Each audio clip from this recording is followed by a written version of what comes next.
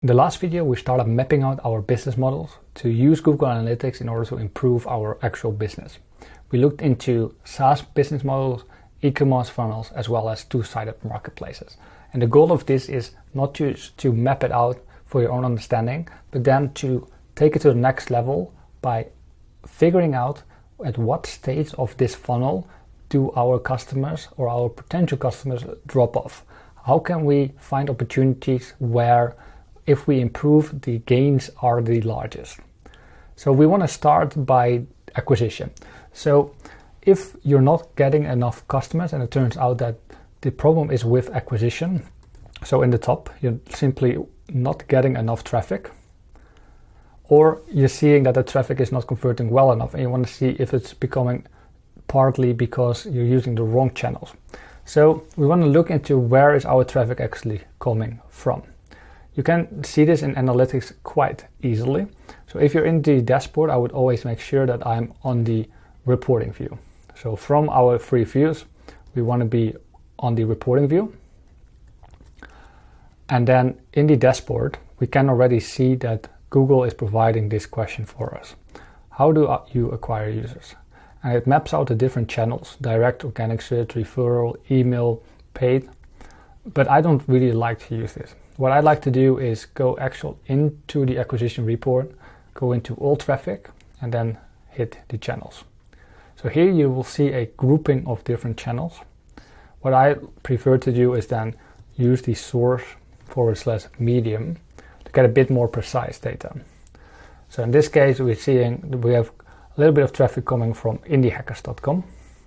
And I'm curious to see whether there was a certain campaign or particular post that we did there, or whether it's simply Indie Hackers, somebody else promoting us.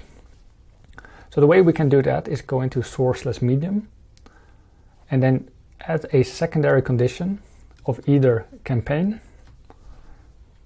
or add content. So in this case, we didn't set any campaigns. So maybe we've set a content variable to get even more precise information. So we haven't done that either, and that's not good. So what you'd like to see here is actually that this add content is filled in. And there is a way for us to actually use that. So with every link we provide outside of our website, we can set 4 different variables, which is the source, the medium, the campaign, and the content of that link. So we have 4 different dimensions that we can play with so that every link that we put out there is unique.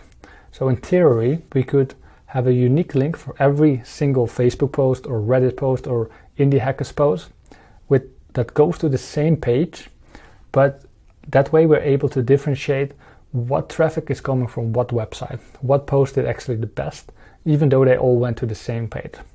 So I'll come back to that on the next video, how we can actually set that up. But for now, it's important. I want you to know that if you're looking into what is the best acquisition channel that I have, or what's the best post that I have, use the source/medium tab and then use the secondary dimensions of add content or campaign. So if you have any questions on that, let me know in the comments. Happy to help you out, and have a look into the next video on in which we're going to look into how we can actually define those dimensions. See you there.